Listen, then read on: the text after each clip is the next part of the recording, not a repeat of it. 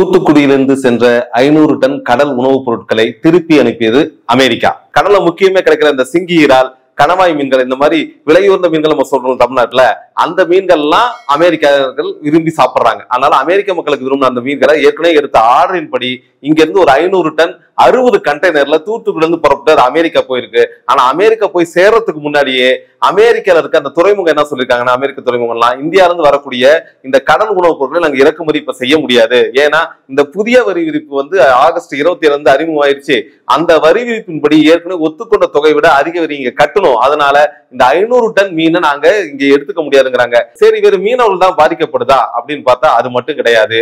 ஜவுளித்துறை நமக்கு நல்லா தெரியும். கோவை மற்றும் திருப்பூர்ங்கிறது ஜவுளிகளின் சொர்க்க பூமியா ஒரு காலத்துல இருந்துச்சு. இன்னைக்கு கொஞ்சம் கம்மியாயிட்டே இருக்குது. டாலர்களின் நகரம் கட்டுரையெல்லாம் ஒரு காலத்துல வந்திருக்கு. ஆனா சமீப காலமா அந்த வளர்ச்சி ஜிஎஸ்டினால பெருமளவு பாதிக்கப்பட்ட அதே நேரத்துல இந்த 50% அமெரிக்க வரி என்ன பண்ணுதுன்னா, அமெரிக்காவுக்கு ஏற்றுமதி செய்யக்கூடிய நூலாடைகளை அப்படியே தடுத்து இருக்கு. அமெரிக்கா வைத்திருக்க 50% வரி இந்தியாவில் என்னென்ன தாக்கத்தை ஏற்படுத்தும், இது நமக்கு நல்லதா கெட்டதா, இதனால யாரெல்லாம் பலனடைவாங்க, யாரெல்லாம் வறுமைக்கு தள்ளப்படுவாங்க அப்படிங்கறத பத்தி இந்திய அரசு வாய்த்திறக்கம் இருக்குது.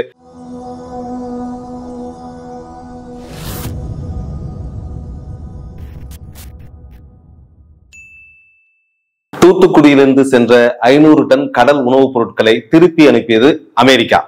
நமக்கு ஏற்கனவே தெரியும், அமெரிக்க அதிபர் ஒரு 50% டாக்ஸை இந்தியா மேல கூடுதலா விதிச்சிருக்கிறாரு. இந்தியால இருந்து எந்த பொருள் வந்தாலும், அதுல சில விலக்குகள் இருக்கு, அதை தாண்டி எந்த பொருள் வந்தாலும் அதன் மீது 50% வரியை அமெரிக்கா விதிக்கிறது. ஏன்னா அமெரிக்காவுடைய நிதியை நிறைய சுரண்ட நாட்டுல இந்தியாவும் இருக்குது. அதனால அவங்க மேல வரி போறாங்க. அதுல நேரடியா என்ன பாதிப்பு வரும் பல்வேறு கேள்விகள் வந்துட்டு இருந்ததுல நேரடியான அதை கண்ணுக்கு தெரிந்த சாட்சிப்பாங்கல்ல.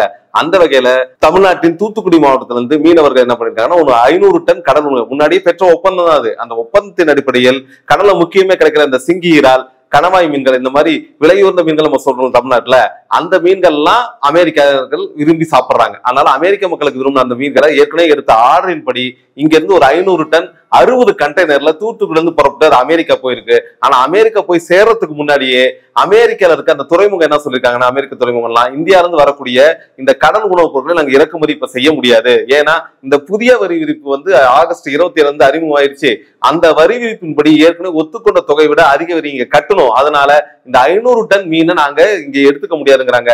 அதை மீறி ஏதோ ஒரு பேசி கொண்டு வந்துட்டோம், என்ன பண்றது, நீங்க கண்டெய்னர் இறக்கி வச்சாலும் அந்த உள்ளூர்ல வியாபாரிகள் இருப்பாங்கல்ல, மீனை மொத்தமா குத்தைக்கு எடுத்து விற்கக்கூடியவர்கள், அவங்க என்ன சொல்றாங்கன்னா, இந்த இந்திய மீன்களை அவங்க வாங்க முடியாது, வாங்கினா நாங்க அதுக்கு விலையை விட கூடுதலாக வரியை கட்ட வேண்டியிருக்கும். அதனால இந்த உணவுப் பொருட்களை இங்க கொண்டு வராம மீண்டும் நீங்க உங்க நாட்டுக்கு கொண்டு போறதான் ஒரே வழி அப்படின்னு கையை விரிச்சுட்டாங்க. இந்த சூழல்ல பாத்தீங்கன்னா அந்த தூத்துக்குடி மீனவர்கள்ட்ட பேட்டி எடுக்கிறாங்க. அவங்க என்ன சொல்றாங்கன்னா, 500 டன் கடல் மீன் ஒரு பெரிய செல்வாதாரம், அதை நம்ம இங்க இருந்து அனுப்பியிருக்கோம். அதை அவங்க மறுத்து திருப்பியோம்னா இங்க மீன்பிடி துறையில இருக்க பல்வேறு எளிய மீனவர்கள் பாதிக்கப்படுவாங்க. ஏன்னா நமக்கு தெரியும், பெரிய பெரிய ஷிப்பிங் கம்பெனி வச்சிருந்தாலும் அவங்க சின்ன சின்ன மீனவர்கிட்ட மீன் எல்லாம் வாங்கி மொத்தமா வெளிநாட்டுக்கு அனுப்புற வேலையை தான் செய்வாங்க. அப்படி இந்த மொத்தமாக அனுப்பக்கூடிய பெரிய சிக்கல் ஒண்ணும் கிடையாது. இந்த கண்டெய்னர் அங்க போய் சேர்ந்து அங்க இருந்து கேஷ் டெலிவரி ஆனாதான் எங்களுக்கு இங்க வருமானத்தை கொடுப்பாங்க. அதனால இந்த 500 டன் திருப்பி வந்தா எங்களுக்கு பெரிய வாழ்வாதாரம் பாதிப்பு ஏற்படுங்கிறாங்க.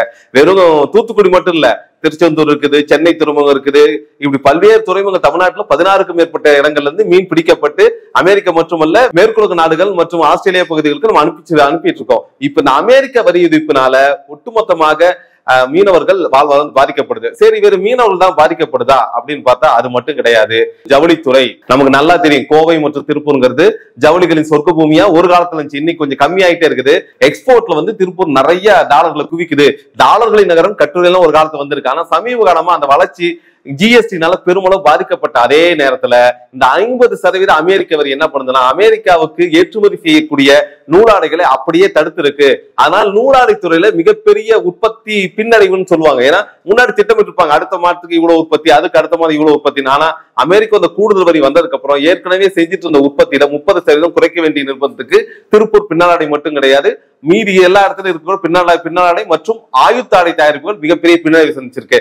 அடுத்த கட்டம் பார்த்தா தோல் பொருட்கள் மேலேயும் அமெரிக்க வரி பொருந்தும். அந்த வகையில தோல் பொருட்கள் முதன்மை ஏற்றுமதி செய்யக்கூடிய ராணிப்பேட்டை பகுதியில் இருக்க தோல் தொழிற்சாலைகளையும் மிகப்பெரிய தேக்கம் ஏற்பட ஆரம்பிச்சிருக்கு. ஏன்னா அந்த அறிவிப்பு இந்த 2-3 நாள்லயே அடுத்த மாதம் உற்பத்தியை குறைச்சி ஆக வேண்டிய கட்டத்துக்கு அந்த கம்பெனிகள் தள்ளப்பட்டாங்க. ஏன்னா எக்ஸ்போர்ட், அமெரிக்க எக்ஸ்போர்ட் தான் பெரிய லாபம் கொடுக்கறது. அது இருந்துச்சு. ரெண்டாவது, அமெரிக்க பாணின்னு ஒண்ணு இருக்குல்ல, இப்ப எப்படி நம்ம இந்தியன் சேல்ஸ் சொல்லுவோம், சில சட்டைகள் பேண்ட் எல்லாம், அதே மாதிரி அமெரிக்க பாணி உடைகளை இல்ல அமெரிக்க பாணி காலணிகளை தயாரித்து வைத்திருந்தவர்கள் மிகப்பெரிய அதிர்ச்சியில ஆழ்ந்திருக்காங்க. ஏன்னா அது இனிமே அமெரிக்கா வாங்காது. அப்ப வேற மேற்கத்தினால வாங்கணும்னா அப்படி வாங்கறதுக்கான வாய்ப்புல எதுவும் கிடையாது. அதனால அமெரிக்க பாணி பொருட்களை உற்பத்தி செய்த பின்னலாடை, காலணிகள் மற்றும் நகைகள் உற்பத்தி செய்யறதுல மிகப்பெரிய பாதிப்பு கொண்டாயிருக்காங்க.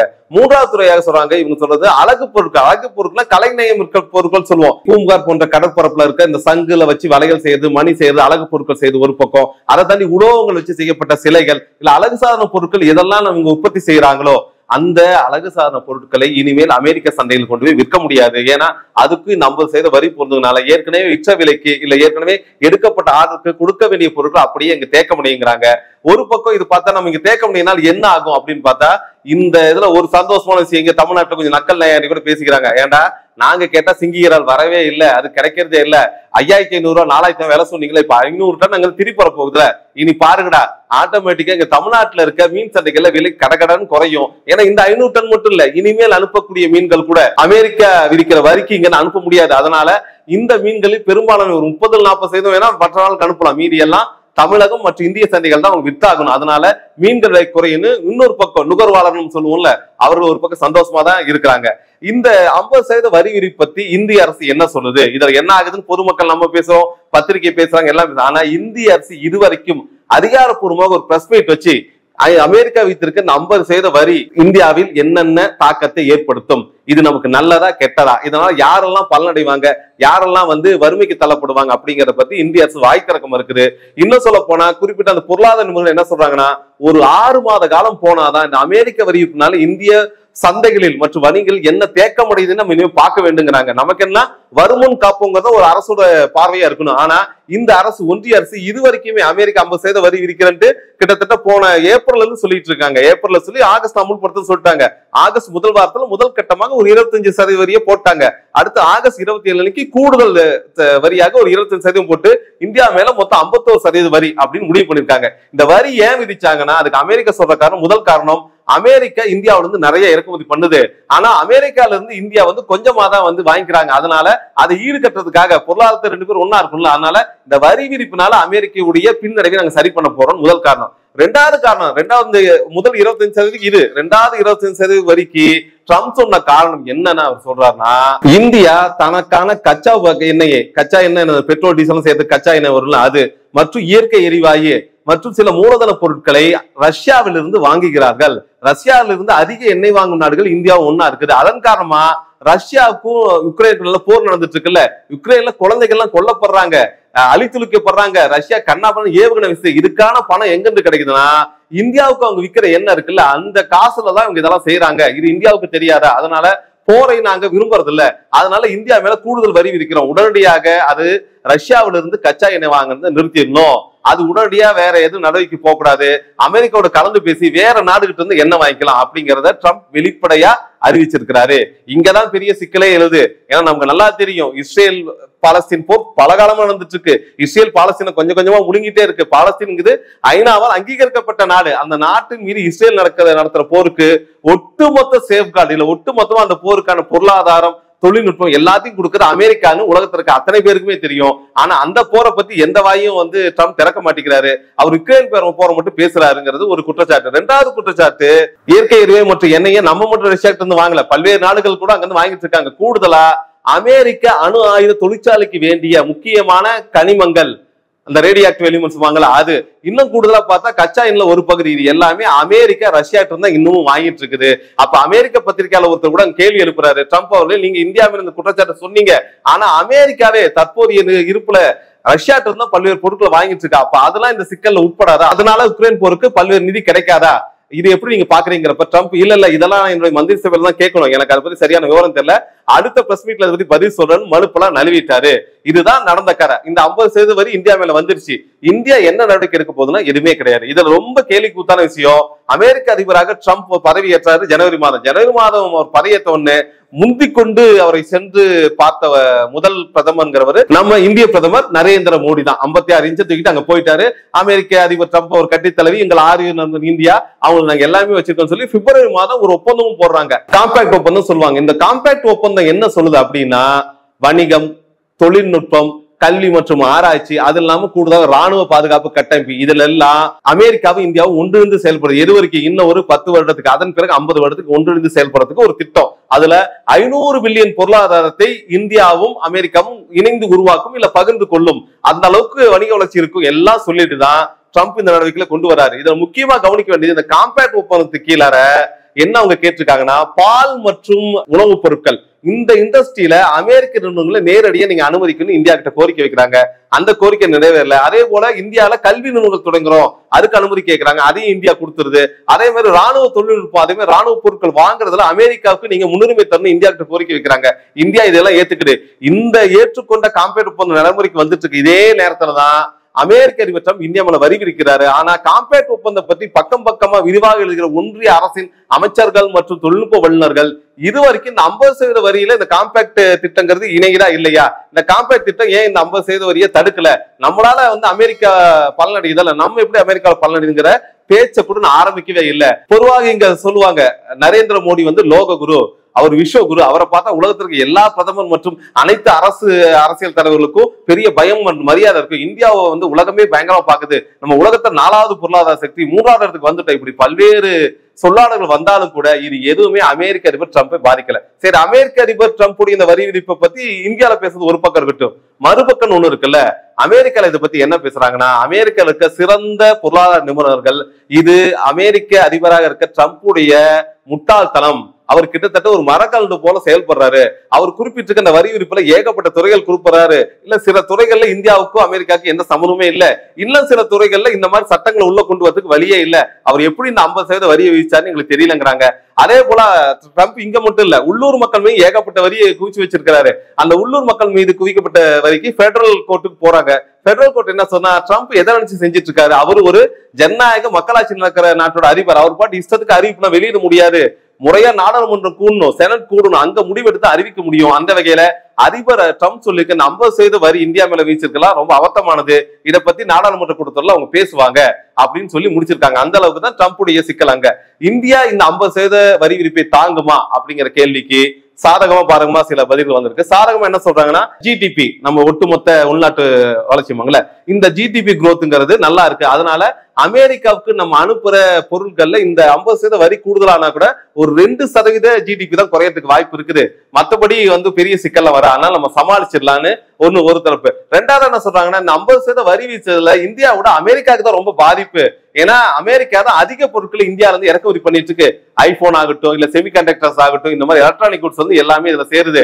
அதனால இந்த வரி விதிப்புங்கிறது அமெரிக்க மக்களுக்கு வாங்கும் திறன்ல பெரிய சிக்கலை உண்டாக்கும். இந்தியர்களுக்கு ஏற்றுமதி கொஞ்சம் குறைஞ்சாலும் அமெரிக்க மக்கள் வாங்கும் திறன் பாதிக்கப்பட்டும், அங்க பொருட்களுக்கு டிமாண்ட் ஆகும். அப்படி மூன்றாவது என்னங்கிறாங்கன்னா, இந்திய பொருட்களை வாங்கறதுக்கான சந்தைகள் நிறைய இருக்கு, வெறும் அமெரிக்கா மட்டும் இல்ல. அதனால அமெரிக்கா நம்மளை ஓரம் கட்டி விட்டால் கூட நமது சந்தை பறந்து விரிஞ்சு இருக்கிறதுனால உலகத்திற்கு மற்ற நாடுகளுக்கு இந்த பொருட்களை நம்ம அனுப்ப முடியும்ட்டு ஒரு தரப்பு சொல்றாங்க. இன்னொரு தரப்பு என்ன சொல்றாங்கன்னா, பொதுவா என்னதான் அவங்க சொல்லிக்கிட்டாலும் ஒரு அமெரிக்காவுக்கு ஒரு ஏகாதிபத்திய பெரு வல்லாதிக்க நாடு, அந்த நாடு ஒரு 50% வரி வச்சிருக்குன்னா அந்த நாட்டை நோக்கி ஏற்றுமதி செய்து கொண்டிருக்கிற இந்திய தொழிலதிபர்கள் பெருமளவு பாதிக்கப்படுவாங்க. இந்த தொழிலதிபர்கள் பாதிக்கப்படுவதை யார் ஏத்துக்குவாங்கன்னா, கண்டிப்பாக அரசு அவர்கள் கை கொடுக்க வேண்டும்.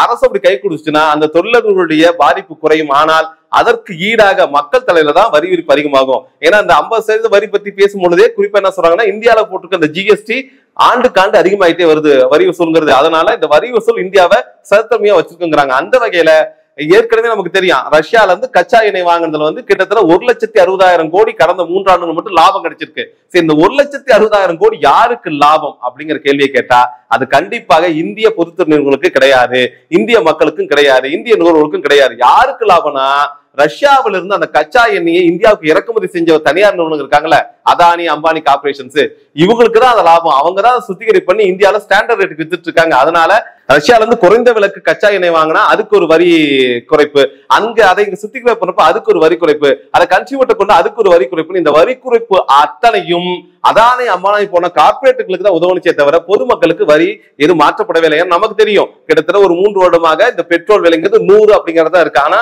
கச்சா எண்ணெய் விலை பல டாலர் கீழே இறங்கிடுச்சு. கிட்டத்தட்ட $80 இருந்து $42 வரைக்கும் கூட கச்சா எண்ணெய் குறைஞ்ச போது கூட இந்தியால பெட்ரோல் குறையவே இல்லை. இந்தியாவுக்கு அண்டை நாடா இருக்க பாகிஸ்தான்ல இந்தியாவோட பெட்ரோல் குறைவு, பங்களாதேஷ்ல குறைவு, இலங்கையில குறைவு. ஆனா கம்பேரபிள் பார்க்கும்போது இந்தியாவுடைய பெட்ரோல் விலை, டீசல் விலை மற்றும் எரிபொருள் சிலிண்டர் விலை எல்லாம் மற்ற நாடுகளோட அதிகமா இருக்கிறதுனால இதுல கிடைச்ச கொள்ளை லாபத்தை தனியார் தான் எடுத்துக்கிட்டாங்க. அதே போல இந்த 50% அமெரிக்க வரி விதிப்பு என்பது ஒரு பக்கம் தொழிலதிபர்களை அவருடைய மூலதனத்தில் பெரிய பாதிப்பை ஏற்படுத்த நம்ம நினைத்தால் கூட இந்திய அரசு வைத்திருக்கிற கொள்கை முடிவு, இந்த பாலிசி மேக்கிங் படி தொழிலை மேம்படுத்த அதற்கான கடனை எவ்வளவு நாளும் கொடுப்பாங்க.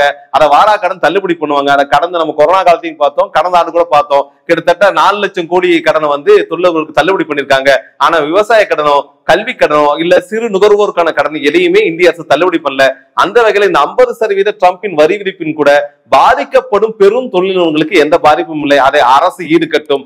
ஆனால் நுகர்வோர்கள் மற்றும் சிறு உற்பத்தியாளர்கள் தான் இனிமே பாதிக்கப்பட போறதுங்கிறது அப்பட்டமாக வெளிவந்திருக்குதுன்னு பொருளாதார நிபுணர்கள் வெளிப்படையா சொல்ல ஆரம்பிச்சிருக்காங்க. சரிப்பா, அந்த 50% வரியில மீன் எல்லாம் திருப்பி அமைச்சிட்டாங்க, இவ்வளவு சிக்கல் போயிட்டு இருக்கு, ஏன்னா 500 டன் மீன் எல்லாம் வந்துருச்சு அப்படிங்கிற கேள்வியை பிரதமர் மோடி கிட்ட எழுப்புறாங்க. பிரதமர் மோடி உடனே என்ன சொல்றாருன்னா, ஆமாப்பா இது தப்பு பண்ணிட்டாங்க, அமெரிக்காக்கு நம்ம பாடம் போகட்டும் அப்படிலாம் அவர் எதுவும் பேசல. வீராவசம் எப்பயும் பேசுவார்ல, பாகிஸ்தான் வீராவசம் பேசுற மோடி அவர்கள் அமெரிக்காங்கிறப்ப ரொம்ப அடக்கிதான் வச்சாரு. அவர் என்ன சொல்றாருன்னா, இந்த கேள்விக்கு பதில் எதுவும் சொல்லாம இந்திய மக்கள் இனிமே சுதேசி பொருட்களை வாங்குங்கள், உள்ளூர் உற்பத்தி பொருட்களை வாங்குங்கள்னாரு. இன்னும் சொல்ல போனா அமெரிக்க பொருட்களை புறக்கணிங்கள் கூட சொல்ல. ஏன்னா நமக்கு தெரியும் சுதந்திர போராட்ட காலத்துல இங்கிலாந்துல இருந்து வந்த பொருட்களை புறக்கணிங்க, போட்டு எரிங்க எல்லாம் போராட்டம் நடத்தின வரலாறு நமக்கு இருக்குது.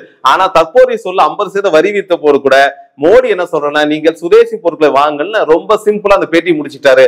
அதை தாண்டி அமெரிக்கா மீது விமர்சனம் வைப்பதற்கு மோடி மட்டும் இல்ல, மோடி அமைச்சரவையில் இருக்கிற அதிகாரி கூட தயாரல்ல. இன்னும் அதுல ஒருபடி மேல போய் இந்தியாவோட வெளியுறவுத்துறை அமைச்சரா இருக்க ஜெய்சங்கர் என்ன சொல்லியிருக்காருன்னா, அமெரிக்க அதிபர் ட்ரம்ப் மற்றும் அவருடைய பொருளாதார நிபுணர் ரொம்ப டெக்னிக்கலா செயல்படுறாங்க.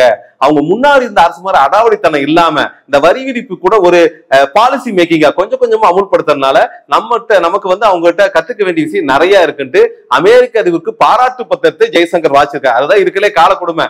வரி யார் மேல வச்சிருக்காங்க? இந்தியா மேல, இந்தியர்கள் மேல வச்சிருக்காங்க. நீ யாரா இருக்கிற ஜெய்சங்கர்? இந்தியாவுடைய அமைச்சரா இருக்கிற நீ என்ன பேசணும்? அமெரிக்கா வச்ச வரி தப்பு, இந்தியாவுக்கு பாதிக்கப்படும் பேசாம அமெரிக்காவுடைய பாலிசி மேக்கிங் நல்லா இருக்கு, அதை பார்த்து நம்மளும் கத்துக்கணுங்கிறது என்ன இருக்குன்னா, எரியிற கொள்ளியில எண்ணெயை ஊத்துற மாதிரி மக்கள்கிட்ட இந்த பிரச்சனை இன்னும் கொஞ்சம் தீவிரமா கொண்டு போய் சேர்றதுக்கு ஜெய்சங்கர் வலியுறுத்தாருன்னு அரசியல் விமர்சகர்கள் வெகுவா விமர்சிச்சுட்டு வராங்க.